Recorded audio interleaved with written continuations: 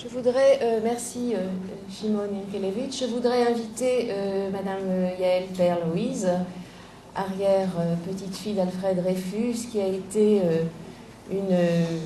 Bon, je parlerai de Yael après. Yael, pourrais-tu venir, s'il te plaît?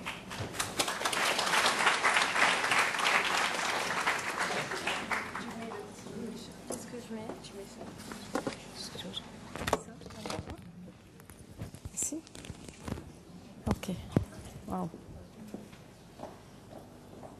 Monsieur l'ambassadeur Patrick Maisonnave, Monsieur le recteur de l'université, professeur Simon Yankelevitch, cher professeur Michel Bokovza-Kahan, cher professeur Dina Porat, cher professeur de l'université de Tel Aviv, de Jérusalem et de la Sorbonne de Paris, cher Charles Dreyfus, petit-fils d'Alfred Dreyfus, chers cousins de Paris et de Jérusalem, chers amis, chers étudiants, je vous remercie d'être venus nombreux aujourd'hui pour assister à ce colloque, projet qui, avec l'exposition de Bet Hatfutzot, me tenait particulièrement à cœur. Cet événement mûrit depuis maintenant presque 2 ans. Il était très important pour moi d'honorer la mémoire de mon arrière-grand-père ici, en Israël. Je voudrais également inciter la nouvelle génération d'étudiants à réfléchir aux nombreux sujets suscités par l'affaire Dreyfus. La justice, le racisme, l'antisémitisme, le rôle de la presse et des médias, mais aussi l'engagement des écrivains, des politiques et de certains militaires. Sans Émile Zola qui se jeta dans la bataille pour la vérité, alors même qu'il était au sommet de la gloire, sans des politiques comme Joseph Reynac et beaucoup d'autres, sans le colonel Picard, que serait-il advenu de mon arrière-grand-père? Je tenais à ce que ce colloque se tienne à l'université de Tel Aviv, au sein de ce magnifique campus, en Israël, afin de croiser les réflexions d'intellectuels et de professeurs français et israéliens de l'université de Tel Aviv, de l'Université de Jérusalem et de la Sorbonne de Paris. Nous allons aujourd'hui, autour de 5 sessions différentes, apporter une lecture peut-être nouvelle grâce au prisme que donne l'affaire et qui sont le sionisme, l'antisémitisme, la culture politique et la littérature, et nous demander quelles leçons en retenir. Je suis heureuse d'avoir été à l'origine de ce projet, et d'autant plus heureuse qu'il a été pour mes amis Martine Leblond-Zola et Philippe Auriol notamment, ainsi que pour mon cousin Charles Dreyfus, l'occasion de venir à Tel Aviv pour la première fois. Je voudrais rappeler une interview que j'ai eu l'occasion de lire aussi, où l'on demandait à Émile Zola ce qu'il pensait du sionisme. Il répondit qu'à ses yeux, ce serait difficile de réunir dans un même pays des gens de toutes origines, ayant des cultures et des langues différentes. Eh bien voilà, Israël existe, et vous avez ici un exemple, avec ce magnifique campus universitaire, de la place importante qui a été donnée dans ce pays à l'éducation et à la transmission. Je suis très heureuse de laisser la parole à mon cousin Charles Dreyfus, dont la présence est pour nous à la fois très émouvante et garante de l'intacte mémoire d'Alfred Dreyfus, son grand-père. Je vous remercie de votre attention et vous laisse l'écouter.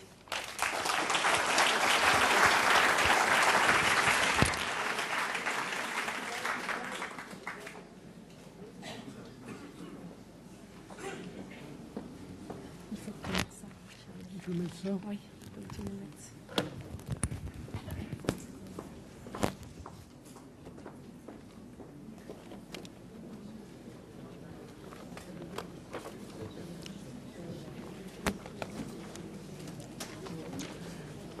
Le fils de 2 survivants des campus de la mort, Charles Najman, qui avait toujours éprouvé de grandes difficultés à obtenir que ses parents ou d'autres déportés lui parlent de ce qu'ils avaient vécu, profita de ce que le gouvernement allemand offrait périodiquement, après la guerre, à ses anciens déportés 3 semaines de cure à l'établissement thermal d'Évian pour les inciter dans ce cadre à parler et recueillir leurs témoignages. C'est ainsi que certains d'entre eux s'exprimèrent devant sa caméra, et de ces récits émouvants, il tira un film qu'il intitula « La mémoire est-elle soluble dans l'eau ?» Alfred Dreyfus, après, selon ses propres termes, 5 années d'atroces tortures physiques et morales, était lui aussi très réticent. Il avait, disait-il, la pudeur de ses souffrances. Un célèbre dessin de Félix Vallotton montre Alfred Dreyfus enfin parmi les siens, tenant sur ses genoux ses deux jeunes enfants avec la simple légende « Père, une histoire ». Cette histoire, il ne la raconta jamais. Ce n'est que quelques années plus tard qu'ils la liront dans 5 années de ma vie, où il décrit sa vie pendant les 5 années où il a été retranché du monde des vivants et qu'il leur dédia. C'est en raison de ce silence que j'ai été particulièrement ému par une lettre qu'il envoya à son fils, mon père, après que celui-ci eût été gazé pendant la Première Guerre mondiale et hospitalisé.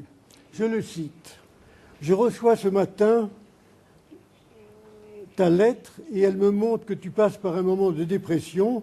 Je comprends très bien ton sentiment, ta tristesse de voir que tous les efforts accomplis depuis 4 ans n'ont abouti qu'au résultat que nous voyons.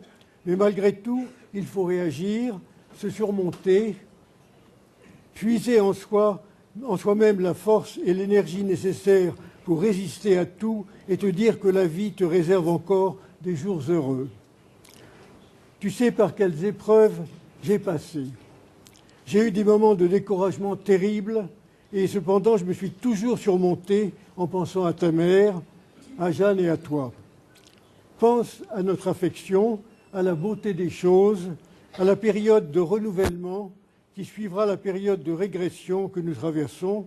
Je suis convaincu que ta génération verra de grandes choses.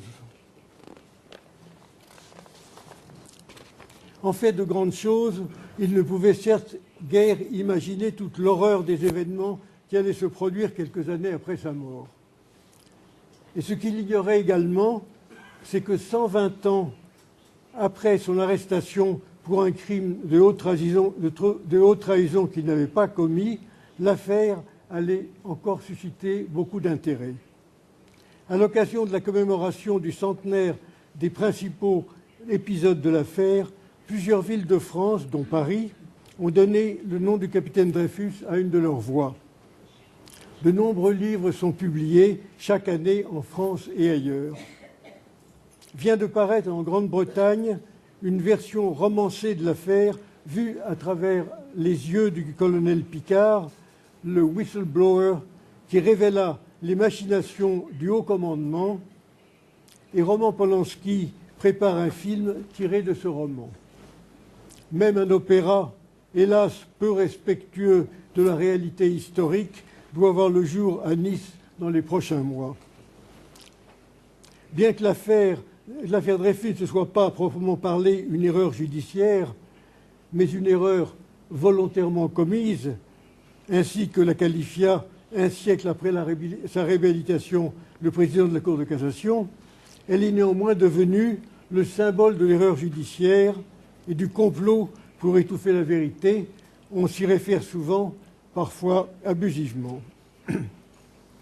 À l'occasion du centenaire de sa déportation dans la colonie pénitentiaire de Guyane, j'ai été invité à me rendre à l'île du Diable, où j'ai pu visiter les 2 cases dans lesquelles mon grand-père fut détenu pendant plus de 1500 jours. En novembre 1898, la chambre criminelle de la Cour de cassation eut déclaré recevable la demande de révision du jugement du premier conseil de guerre, il fut autorisé à circuler dans le camp retranché qui entourait sa case à l'île du Diable. Je revoyais, écrit-il dans ses mémoires, la mer que je n'avais pas vue depuis plus de 2 ans. Je revoyais la maigre verdure des îles. Mes yeux pouvaient se reposer sur autre chose que les 4 murs de la case. L'île, aujourd'hui, est recouverte de végétation, mais à l'époque, pour des raisons de sécurité, elle était rasée et quasiment déserte, ce qui rendait les conditions climatiques plus éprouvantes encore. J'ai passé de longs moments dans ces cellules, regardant avec émotion les murs qui furent pendant de longues années son unique horizon, et je pus mesurer les atroces tortures physiques et morales qu'il évoque. Bien qu'Alfred Dreyfus ne mentionne jamais les mots juif, judaïsme, antisémitisme dans ses écrits destinés à être publiés, Il n'ignorait pas que l'antisémitisme était au cœur de l'affaire. Profondément attaché à la culture française, il partageait avec de nombreux juifs alsaciens une grande fidélité envers le pays qui leur avait accordé la pleine nationalité et l'égalité des droits. Admettre de façon explicite la cause réelle de ce qu'il avait subi aurait été pour lui, je suppose, un douloureux reniement.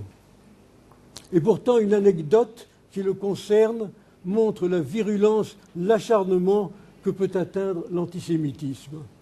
Pendant la Grande Guerre, Alfred Dreyfus passa de longs mois au front et participa à la célèbre et sanglante bataille du chemin des Dames.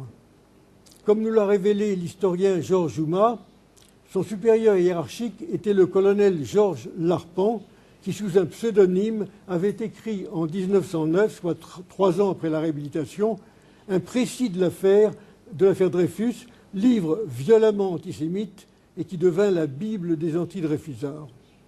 Alfred Dreyfus, de toute évidence, ne pouvait faire le rapprochement entre ce colonel et l'auteur du livre, alors que le colonel, en revanche, savait manifestement à qui il avait affaire.